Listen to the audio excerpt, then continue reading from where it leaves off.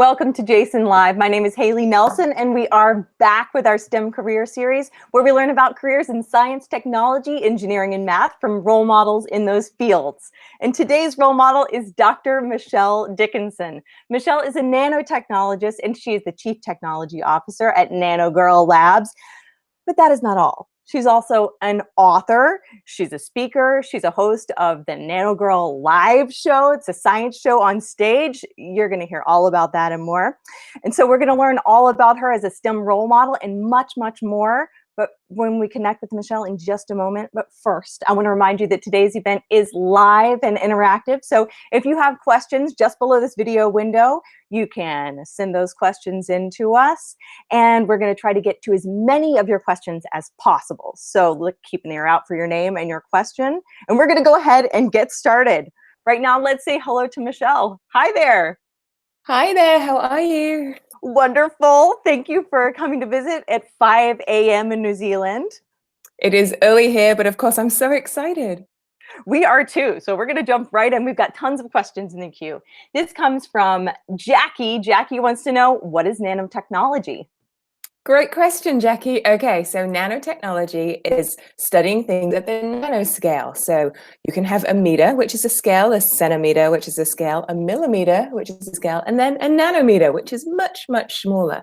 So a nanometer is about 100,000 times smaller than the width of your hair. And so I study things that are so tiny you can't even see them with your eyes. So we need very special powered microscopes. We don't use light microscopes, we actually use electrons to see the things that we see because they are literally smaller than the wavelength of light. So a nanotechnologist is somebody who makes and breaks things that are really tiny. Makes and breaks them. We also have Garrett, and Garrett wants to know, Garrett is in Miss Herrera's class. Garrett wants to know, what's your usual day like being a nanotechnologist? And that's a complicated question because you do many things, but give us an example of a usual day for you. Okay, Garrett. Well, a usual day as a nanotechnologist, so if I'm in the lab, then I will get up early, I will go to my lab, and I'll usually have a problem that I'm working on. And as a scientist, we don't just work on a problem for a day, we work on them for months or even years. So we break down the problem into smaller bits and we'll be testing theory. So I might say, is this theory that this little nanotech thing breaks at a certain force? Because I like to break things as my job. I'm a fracture mechanics engineer. And so I'll go in with that theory, I'll take samples, and then I'll try and break them at different forces and prove my theory that it broke at that different force. Now, I don't just leave it at that. I'll do that again in a different day to see whether the temperature changes it, the humidity changes that. So I'll spend some time in my lab. I'll also spend some time writing papers. So as a scientist, we write academic journal papers. So if the thing I found broke at a certain force, then I'll write that up and then I'll publish that. And that can take months or even years as well. So in our day, we sort of chip away at the bigger science projects that we're trying to do, which is finding out the answers to some of the questions that we have. But also as a communicating nanotechnologist, I also running around teaching kids about science, going into schools, doing shows. So my typical day is not very typical. Why do you want to break small things? What does that tell us? Yeah, so inside your electronics, for example, so let me pull up my phone here. If you pull up your phone is really tiny compared to how big they used to be. So 30 years ago, phones were like this big, and now you can put them in your pocket. And that's happened because now the electronics in them are really, really tiny. And so you want to make sure that if you drop your phone, no part of it is going to break. And so what we do is we take out all the pieces of your phone and we break them all individually to see which is the weakest link. And then we try and strengthen that weakest link so that hopefully when you break your phone, the whole thing doesn't break apart on the inside. So you help companies make really cool electronic devices that get smaller and smaller and less and harder to break. Yes, and so nanotechnology is really good because it's invisible, so you can hide it in places. So we put it into new technologies such as in your phones, in your computers. We also put it into medical devices, so we help things sit in your body that are small. And also we put it onto all sorts of places, like it's in your sunscreen, for example. So nanotechnology is in your sunscreen, we look at that. It's in your moisturizers, it's on your razor blades. So we look at all sorts of products. We have a question from Elliot wanting to know, what sorts of machines do you use for your science? Oh, Elliot, do you know the thing? Nanotechnology is really small, but we use the biggest machines. So my favorite machine is called a Nano Indenter. It literally is an indenter. So it indents things, it pushes on things, but at the nanoscale. And it uses diamonds because diamonds are the hardest material known to man. And so we use the hardest thing to put tiny holes in stuff. My other favorite one is called a scanning electron microscope. So we shorten that to an SEM. It's this huge microscope that uses electrons and a huge vacuum pump so that we can see, using electrons, what things look like at that tiny scale. So those are my two favorite ones. Ooh, very fun. And Scott from Hopewell wonders, how do you manipulate something so tiny like a cell or a molecule?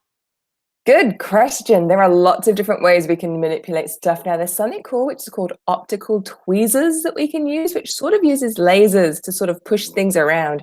And we use lasers a lot, which is quite fun. So that's one way. The second way is you can actually manipulate things to grow for you on a certain thing and stick to the base. So sometimes, like a cell, for example, I will have a very special coating on a slide. So red blood cells, for example, they will stick to different chemicals. And so I can make them float around and then stick to a slide and stay really still while I poke them and I prod them. So polylysine is one of the chemicals I use to stick down a red blood cell. Wonderful. Okay, you do so many different things. We have another one from the Herrera heroes, Wyatt and Hudson and Diego and Henry. They want to know, what are you working on right now? Oh, what am I working on right now? Okay, so in the science lab, I am working on super hydrophobic coatings. Now, super means awesome, hydro means water, phobic means afraid of. So I work on coatings that are afraid of water. And we're using those right now in the medical industry. Because you can imagine if you're doctors and your nurses and you're in hospital, there are lots of liquids everywhere that you don't want to get onto you and you want to be able to clean up really quickly. And so we're actually putting this nano coating on surfaces that means that water and fluids fall right off to make everything in the hospital nice and clean so it doesn't spread infections. That's the thing I'm working on right now in the lab. And the thing I'm working on in my life is I just have a science book that's coming out. So I'm running around the country. I'm on tour right now, promoting my science book by taking it into schools and into bookstores and doing science with kids. Will you show us your book? Oh, okay. Are you ready? Yes. Here we go. Here's my book. It's quite big. It's bigger than my head. So I'm just sneak in here. So this is my book, and it is basically a cookbook that is filled with science experiments. So there you go. There's a cookbook. And so every experiment is written just like it's a recipe, and it uses kitchen ingredients that you would have at home. And so right now I am showing how easy it is to do things like that by running around the country and showing people simple recipes like this. This is a cup. This is called my chicken in a cup recipe. So here's a cup, and inside the cup is nothing but a piece of string. And when you rub string, it's not very loud. But if you take a wet paper towel, you can increase the friction on the string. And so sound is just a sound wave, and you can cause that sound wave to go up the string, and you get the cup to amplify that sound to make it louder. And then it sounds, I think, like a chicken. Let's see if you can hear this.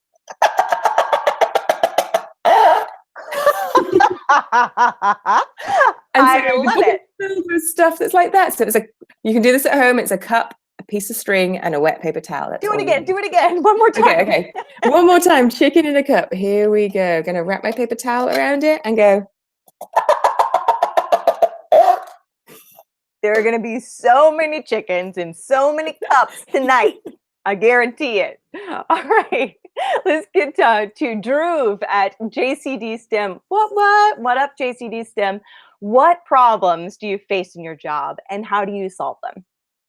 Great question, Drew. Okay, so I think one of the things I learned about being a scientist really early on is, number one, there are so many problems to solve and you can't fix them all. And number two, the problems are really big. And so rather than me saying, I want to solve this huge problem, you actually have to step back and only solve tiny ones at a time. And that was a big lesson for me because I tried to solve everything at once to start with and realized I was never going to solve anything. And then I'd solve a tiny thing and be like, oh, but it was such a tiny thing, like it doesn't matter. But when you solve enough of those, you work towards your bigger goal of solving the bigger problem. So when I was a kid, I wanted to solve problems like I want to create clean drinking water for the third world. That's a really big problem. So then we have to step back and be like, okay, well, how do we clean water? And then how do we clean water on a bigger scale? And how do we do that in places that may not have much money? And so, so that's one thing I really learned about big problems. And the second one is, living in New Zealand, which I love. I moved here from the US about 10 years ago, is that how big the world is, because I want to go everywhere in the world, and everywhere is a really long flight away. So when I sort of hope the problem is being solved of like supersonic flight, so I could just travel around really quickly. Okay, well, when you have that done, that'll be great. We'll all just pop over at some point. We'll go get dinner. That'll be fine. Sounds good. We have a question from Iob and from Summer, and they want to know, what other books have you written? Are there some other books that you've written?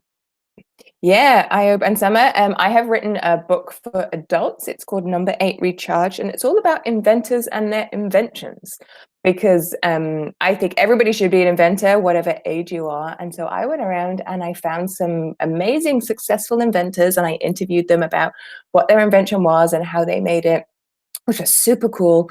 One guy, he invented a Segway wheelchair. So basically a Segway, have you seen a Segway? They're sort of like those weird, like 2-wheel things that you never balance on. And he put the electronics of that into a wheelchair so that people who are in a wheelchair can use their bodies to move around and their hands are free. And so they can use their hands for everything, so they can carry stuff. And so I started interviewing cool people who did cool inventions and found out their stories.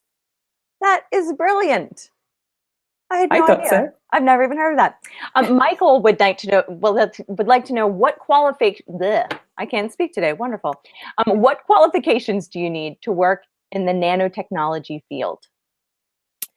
Yeah, great question. So I'll tell you what my qualifications are. You don't need all of these. So I have a bachelor's and a master's in engineering, and I studied materials engineering.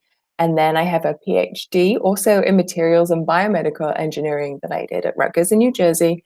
And you don't need that many. So as a nanotechnologist, basically you just need a discipline in science, because you tend not to specialize into nanotechnology until you're older. So you usually get your first degree, you work in a science field, and then you specialize.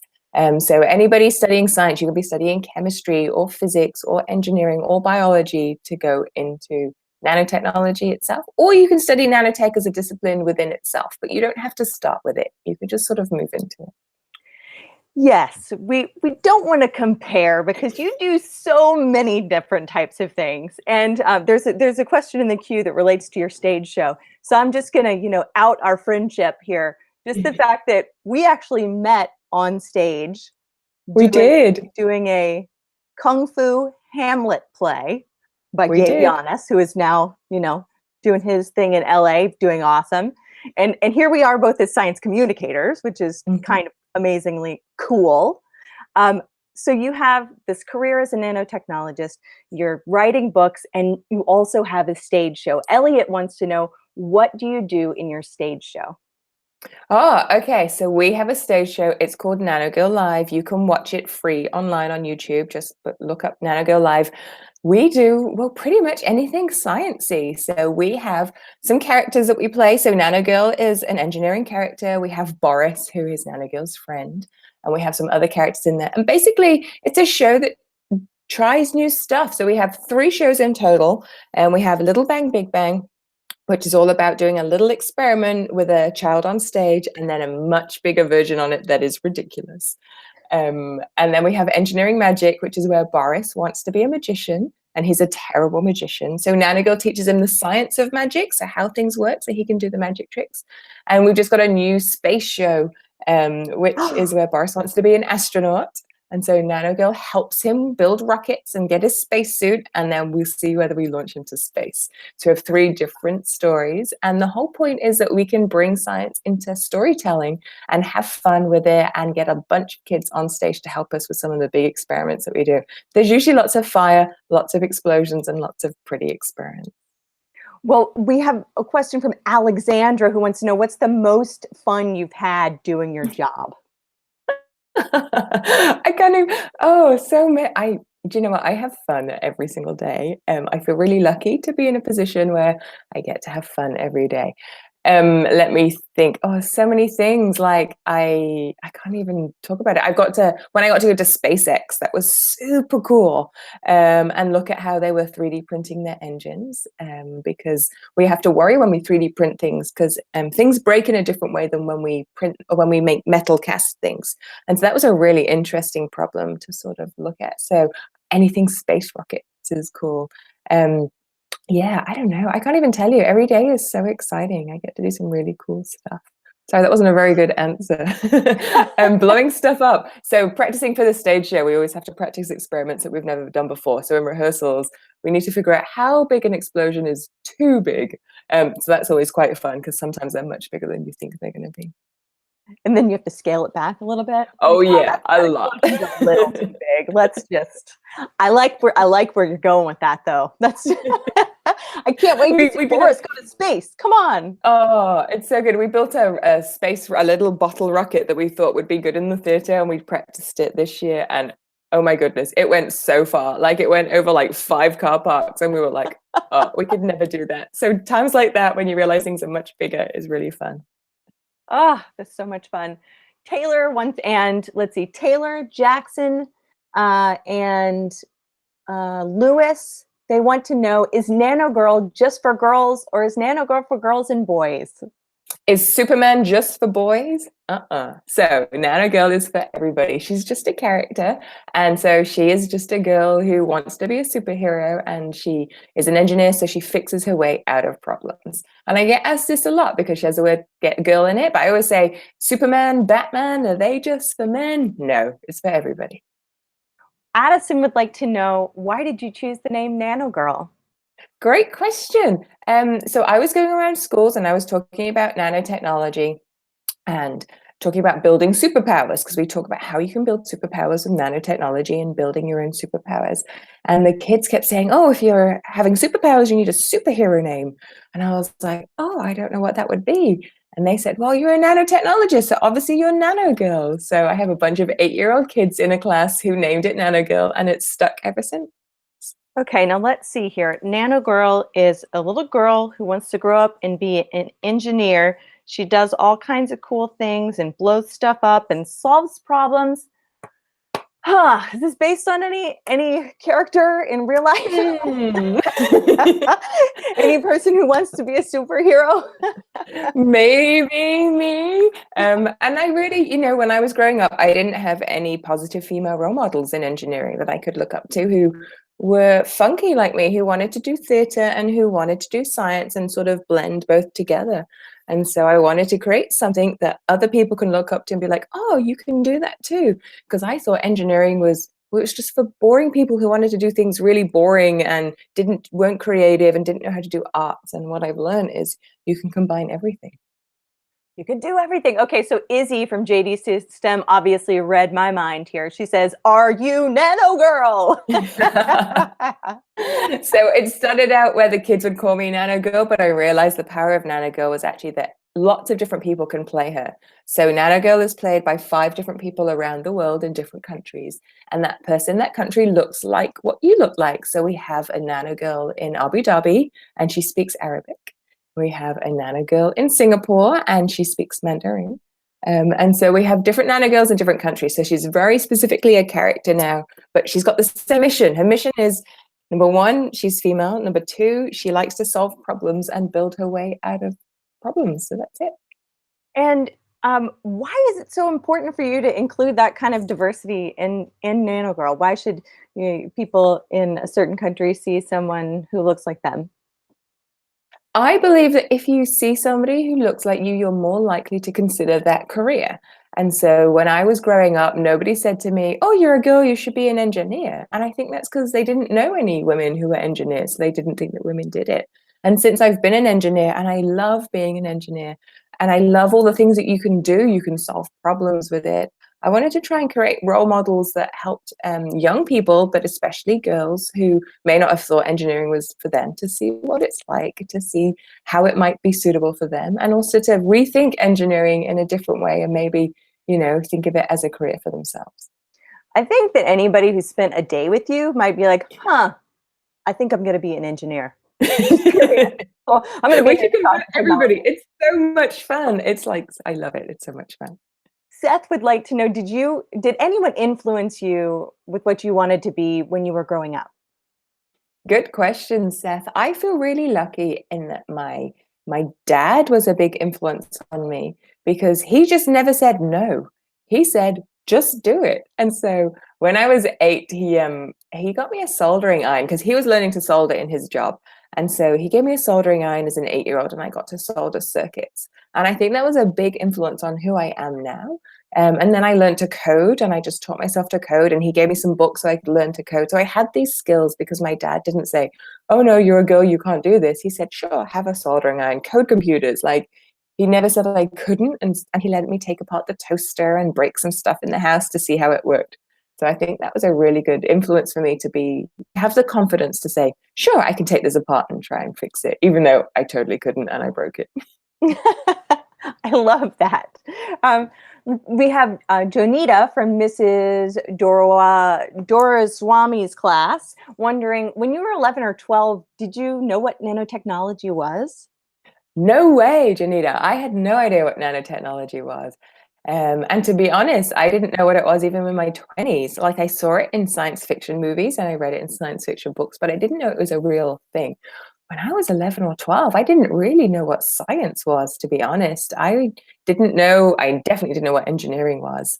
I've learned all of these things sort of a lot later in life. And that's why I do what I do now, is to try and help younger kids realize that there are all these names for all of these different things. And so they can see what they're like when they're younger and see if they want to go into them. No, I had no idea what nanotech was. Jeremiah wonders, what was your favorite thing to do when you were a kid then?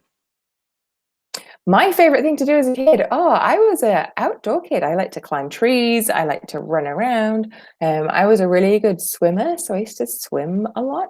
And then I used to, like I said, I used to hang out at home and try and take things apart and figure out how they worked. That was a big part of how I became an engineer. But other than that, I was just a sporty kid. I just like to go out and run around and, yeah, swim lots.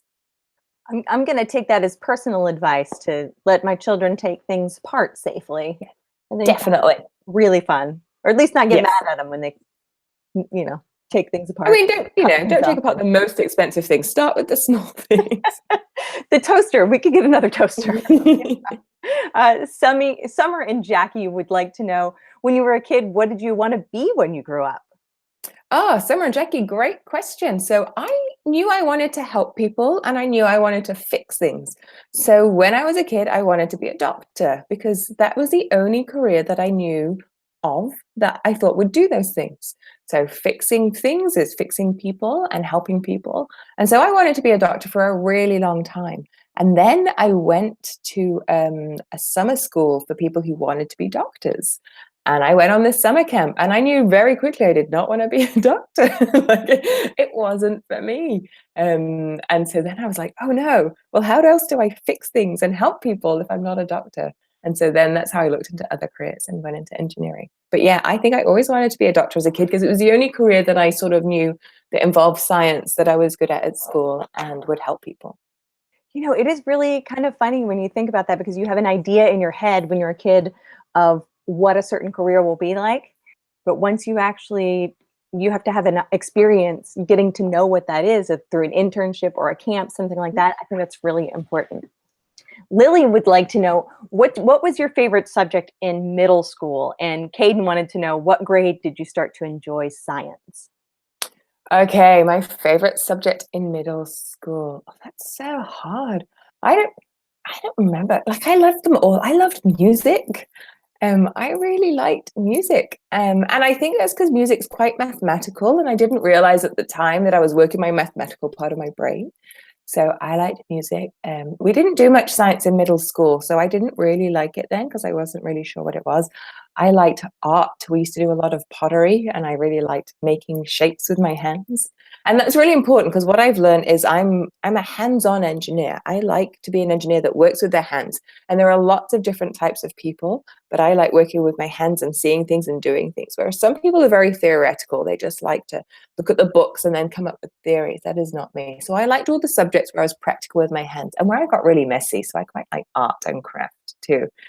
And then I realized, I was quite late in realizing that science was my thing, because I was at home taking things apart and fixing them, but there was no subject at school that I thought that fit into. And so I didn't realize that that was engineering, and we weren't studying engineering at school. So I was good at science. I don't know if it was my favorite subject, because I liked being an engineer and pulling things apart, and that was nothing that we studied. So again, I like the crafty subject. I like, arts and crafts and getting covered in paint and then, building big sculptures in art. So I was quite a creative person at school. Yeah, it seems that you like to break things, but you also really like to make things, I love making things. Same. But I think it's great because I was telling the ladies here who run the show with me, Melissa and Lauren, like if I was going to plan a heist or say be stranded on a deserted planet somewhere, I would want you on my team. You and me, we would be great on a stranded island. We would entertain ourselves. We would build a raft. It would be awesome. We'd be fine. People would be trying to get to the island. We have a 4th grade, Miss Hanratty's crew wants to know from Brianna, what's your favorite thing to do in the lab? Oh, okay, Brianna. My favorite thing to do in the lab, let me have a think. So I'm a nanotechnologist, but I'm a fracture mechanics engineer by training. And fracture mechanics is a study of breaking things. And so I love it when we get to break really expensive things and we get to watch them smash to smithereens. And we have this machine, it's called a drop tower. And so basically you have a big weight at the top of this huge tower that is like 3 stories high. And then you put this little sample at the bottom of it. And then you just drop the weight and you watch it smash and you speed up, you watch it on a high speed camera and then you see it break.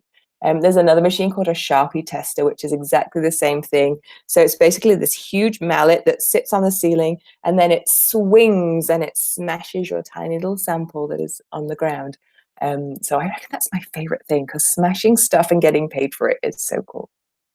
It's like you get to do demolition on a very small scale. Isn't that one of the most highly rewarding jobs, apparently, is demolishing buildings? You just get to, it's really tiny buildings.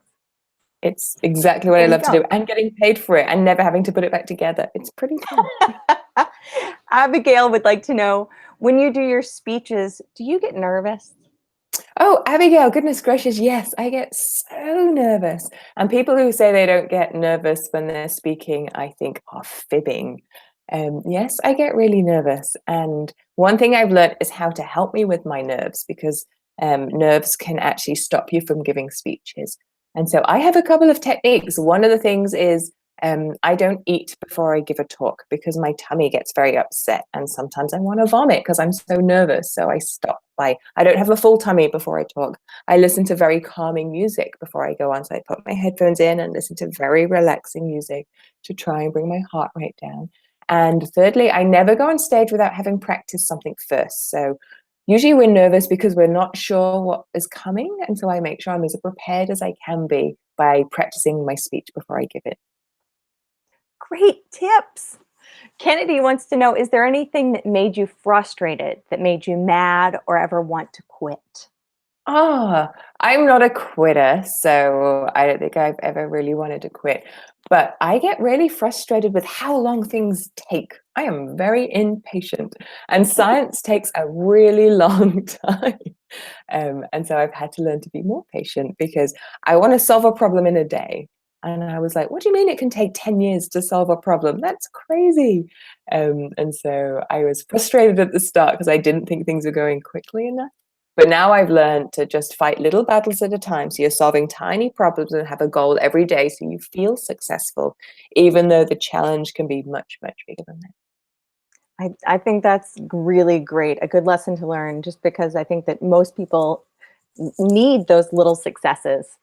Mm-hmm. And I certainly do. Andre would like to know, have you won any awards? I have won a few awards, yes. Do you want me to name them? I feel really weird naming them. Just few, like just 50 or so. Okay. I'll name you a couple of them. Well, one of my awards was from our Prime Minister, which is like our president, and that was the Prime Minister's Science Communication Award. So I got to go to our government house and meet the Prime Minister, and they gave me this beautiful award for basically doing what I'm doing now, which is talking about science in a way that's easy to understand. I got a New Zealand Order of Merit, which is an honor from the Queen, which was very exciting, and allows me to have fancy letters after my name, which was also for my dedication to communicating science and making science easier to understand, especially with kids that might not be into it. So that was a very fancy award. And I also got, oh, I'm going to stop talking about that. I got a Sir Peter Blake Leadership Award, which was a really big deal for me because it was the first time that I ever saw myself as a leader. Because, you know, people use the word leader, and I used to think, oh, that just meant the boss at the top. And it took me a long time to figure out what a leader was and how you can define leadership, and then what type of leader I wanted to be if I was going to be a leader. So that was a big one to change my opinion on what leadership meant. Do you work with a team ever? Yeah, so we have the NanoGirl Labs team. And so we are literally an amazing team, and we're a really diverse team of different people with different skills. I say diverse team, but actually all the engineers at NanoGirl Labs are actually female. And I don't know why that is. I think they just, you know, are attracted to working in an engineering place that, you know, has lots of people like them. So always working in a team. And I think teamwork is really important because you have different people with different skill sets who come together, and you solve problems much easier when there are lots of different people around. And you get a great community of people to all work together. We have another question from JCD STEM. Andre wants to know, did you participate in any extracurricular activities when you were in grade school or college? I was, yeah, I did everything that I could pretty much. So because I was a competitive swimmer, I spent a lot of time in the pool, so that took up a lot of my time. But I did pretty much everything. I joined every club. I used to love orienteering and going outside in the woods and reading maps and getting lost. So I did that for a while. Pretty much anything outdoors I would do. So any sports I would do. Yeah, I just love being outside and running around with people, basically burning off energy. So lots of sporty stuff. Sammy wants to know, can your job sometimes become dangerous? Oh, Sammy, yes, all the time. My job can be really dangerous. Things can be blowing up, things can be setting on fire, chemicals can be dangerous to use, they might burn your skin. So always have to have safety equipment on. So a lab coat and safety glasses and gloves is a must. But also we have to be really careful that we're doing a risk assessment. So before we do any science, we have to sit back and think about what we're using and what the dangers might be. And how, oh, there you go. Here's what I usually wear. There's my safety gloves and my ear defenders, just to protect myself. Because even if you don't think it's going to be loud, but it has the possibility of it, you have to be prepared for that. So yes, always be prepared and don't do an experiment without having done a risk assessment first. Wonderful. What do you think? You are always seeming to push the envelope farther and farther with your stage show, with what you want to do. Has it ever gotten to the point where something went way, way bigger than you imagined and you learned something from that? Oh, I think, yes, everything I do seems to go way bigger than I imagined. So let's think about that. So we were on the stage show and we were taking it to Singapore, for example. And I was like, wow, who'd have thought? And then we were performing it in Mandarin as well as in English. And I was like, wow, this is so cool. But what I realized is some things in science, although the science is the same, you have to translate things in a really different way, and you have to be culturally aware. So you can't just take your thing and put it in a new country and hope that everybody likes it. You have to actually redesign it for the culture that you are in. And so that was much bigger than I thought it was going to be for the amount of work. But now we did it. I've been so lucky to be able to understand some different cultures and live in different places and eat different foods and speak different languages with different people. And so that's been really cool, but it was a big learning curve for us. So interesting. Taylor would like to know, have you ever gotten burned? Oh, Taylor, yes. Oh, yes. And I got burnt for the stupidest reasons. Like, I knew the risk assessment said put the safety gear on, and I just was like, oh, it'll be okay. And it wasn't okay. Now, There is one thing I do. Oh, that's a great example. So you can see I do the methane bubble experiment. So I fill bubbles with methane gas, I put them on my hand, and then I set fire to them. And that is good. But one day a photographer wanted to take my photo, and he said, "Can you do it outside?" And I should have said no, but instead I said yes, because I felt like this was for the newspaper and it's a big deal. And so I went outside, and it was slightly windy, and I hadn't thought about that in my risk assessment. And then he said, "Oh, I want you to put the fire closer to your face, because usually I have it further away." And I put it closer to my face, and I hadn't thought about the fact that the wind was blowing this way. And so then I set fire to the bubbles, like in that picture, and the wind blew the bubbles onto my head. Oh no. And I had hairspray on, and my hair singed, and I had to move my parting on my head, and I had a wet flannel on my head for days because I'd singed my head. So that was a dumb mistake, and now I never do that experiment outside. So don't burn methane bubbles outside unless Close to your head. you want to wear a wet rag on your head for Loanis wants to know, what do you like more, being in a lab or performing on stage? Do you know what? I like the balance of both. I think if I only did one of them, I would want to do the other one. So I like the fact that I can be both of those things, and I'm not limited to one or the other. I love being in a lab. I love solving problems, but I also love being on stage and sharing science with different people. So I couldn't pick one. And I think if I had to pick one, I wouldn't be as happy as I am now.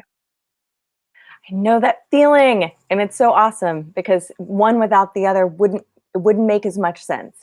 They amplify each other. We have Hamasa and from Miss Doramzi's squad, her squad, awesome. Who is someone you've enjoyed working with? Okay, so this year I got to work with Neil deGrasse Tyson, who I adore, and he is so cool. And so that was a really amazing experience. And, he's an astrophysicist and talks all about space, which I know very little about, but he was also a really nice person, and he's a huge hero of mine. So that was super fun. Awesome. You've gotten to work with a lot of great, cool scientists. Is there anybody that you're thinking that you're like, oh, I can't wait to work with this person? Oh, so I would love to work with Bill Nye the Science Guy. I got to work with Adam and Jamie from Mythbusters, which was super cool. So yeah, I reckon Bill Nye is like next on my target. Hey Bill, just saying, call me. Yeah, he'll be in touch. We'll get our people on it. And he's also an engineer, which is cool. So it was nice so I'm like, I'd love to talk to him about engineering and how you communicate science as an engineer. Well, for you, I think that more than the sky's the limit here. So it's just a matter of time. Jeffrey wants to know, how is nanotechnology going to influence the future? Great question. Okay, so nanotechnology is already influencing the future. We're using it, for example, to make computers faster. So you may have heard of the new type of computers, which is quantum computers. And so that is using literally quantum theory, so tiny, tiny nanotechnology to make our computers process in a different way, but much, much faster. And so it's going to help us do that. We're using it in our spaceships to make them lighter and go further. So it's going to help us with space exploration. And it's going to make our electronics smaller and smarter again. I don't know if you know, but like your phone battery, it kills me. I have to charge it every day. So nanotechnology is going to help us to make better batteries for our smartphones and our devices, so we don't have to charge them all the time. I'm gonna like that one especially. Mrs. Spurway's fourth graders want to know, can you make a nanobot to do my chores? Rain has asked. No, I'm sorry, I can't, because if I could, I would have made it to do my chores. And so nanobots are really interesting. So when we talk about big robots, we sort of know how big robots can work. Nanobots being so tiny, most people want to put nanobots inside their body, for example, to help them fix things inside their body. And the challenge we have with that is something called Reynolds number. So Reynolds number is how things swim basically through a fluid. And when things are really tiny, so if you put something in your fluid now inside your blood, inside your veins, you might think, well, it could just swim in there. But when they're really tiny, Reynolds number changes. So it's almost like it's trying to swim through treacle. And so it makes it very hard for things to flow that are very tiny. So we are still working on how to make nanobots swim in tiny areas that would be useful to us, because it's not like it would be in the big world. Very interesting. The small world is so different. It's not just a little version of ours. No, it's very different. So, for example, gold. If I said, did you have any gold jewelry on, Haley? Do you have anything on that's gold? No. Okay, if you did, you would say it was gold in color, which is sort of that, I don't know how to describe it, like that orangey yellowy color. But it's only gold is only gold at the big scale. So if you take gold and you make it into a nanoparticle, it can be red, it can be blue, it can be yellow. And so things at the tiny scale are totally different than we know them at the big scale. And so if you've ever seen a stained glass window, for example, the red in a stained glass window is made because of tiny nanoparticles of gold that make it look red. So when you go down a scale, things behave very differently, such as gold is a different color. Oh, I want to be a nanotechnologist. Okay, let's see. Aditi from Coates Elementary School wonders, what advice would you give to future engineers? Aditi, yeah, great question. My advice would be stay curious. Like, just keep trying, never quit. So think about the problem that you want to solve and then break it down into tiny bits. And then even if you think you're getting it wrong or it doesn't seem like it's going anywhere, work with some cool people, figure out how to solve it together, and just keep doing it. Like that. Jacob wants to know, do you have any pets? And if so, what are the names of them? And if not, what pet would you want? I have a pet dog. His name is Noodle, and he is the best. You can see him working with me now. So he is a Dalmatian, and he is the best dog. He's so awesome. He doesn't come to the lab with me, but he does come to the office with me. And he is my favorite dog. And I got a dog that was like me, which is full of energy and likes to be outside. And so Noodle does all sorts of things with me. He comes paddleboarding with me. He comes surfing with me. He comes running and mountain biking with me. So yeah, Noodle is my dog. My question is, do you ever sleep? Do you ever get any sleep? I would normally get sleep, but I had to wake up for you guys because I had to get up at 4:30 a.m. to be online. No, I do sleep. I love sleeping. Okay, me too. Just looking out for you. Garrett wants to know, what do you do when you're under stress at work? Oh, so the reason why I'm so sporty is because it's a really good way to deal with stress. So when I'm under stress at work or at school, when I was at school, I had to sit and think about why I'm stressed. And maybe I'm stressed because the problem's too big. And it goes back to breaking things down into bite-sized pieces. So if I had a big exam to study for, I'm going to be like, I'm never going to memorize all of this stuff. And so what I'd do is I'd set myself tiny goals and I'd say, okay, but today, if I can just remember this thing or learn this thing, then I'd give myself a candy bar or I'd give myself a treat. And so having baby success steps mean that it's not so overwhelming. And sometimes stress is about things being bigger than you think you can fix or bigger than you think you can do. And so I would just reduce that. And then I'd make sure I go outside every day and exercise, because I think exercise is really good for clearing your brain, for getting the endorphins running, and for being less stressed. And some of my best ideas come when I'm running or when I'm surfing. And so I think it activates a different part of your brain that helps you with the problems that you're trying to solve. And so go outside. That's me snow kiting. So I'm a kite surfer and a snow kiter. I like to be out in the mountains. And like I said, some cool ideas have come from me being outside, not in the lab, to help me fix the things in the lab. What's your favorite sport? Oh, I can't even. I love kite surfing, but and snow kiting, but that's probably my favorite. But I don't know. I love everything that I do. I love mountain biking. I love them all. I love just being outside with nature. We have Flint Hill Elementary. They're wondering, what advice do you have for other girls that want to get into your field? Yeah, do it. That's my only advice. Do what you love. So I always say to people, figure out what you're good at and figure out what you love and find a career that involves those things. And if you're in a career and it's not doing the things that you love, figure out how to make that happen. That might be reskilling or trying to find a new part of your discipline to do that. But do what you love, because when you do what you love, you do your job to the best of your abilities because you love getting up every day and doing it.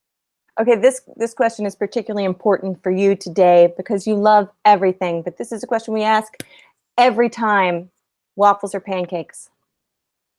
Oh, so hard. Oh, pancakes. I don't think I can make that decision. Waffles. She did it. Wonderful. Okay, so talking about your future in your career, Jackie wants to know, what's the best part and where do you see it going? The best part, Jackie, is just seeing things that you've invented be out there in the real world. So, I've worked on a lot of big problems in my career, and it's cool now to see them on real products in the real world. So there are things in your smartphone that I helped to invent. There are medical devices that I helped to fix. And so, I know that people with hip replacements now, for example, have a little bit of technology that I used to work on to make their hip replacement better.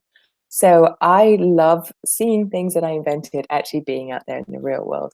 And where is that going? Well, I think the world is moving so quickly that just being an inventor of things is amazing. And I'm excited about the next thing that I'm going to be able to help invent, that I'll be able to see in the world and know that it's going to help fix some stuff and hopefully fix some big problems. So yeah, I'm excited to just be an inventor of stuff for the rest of my life.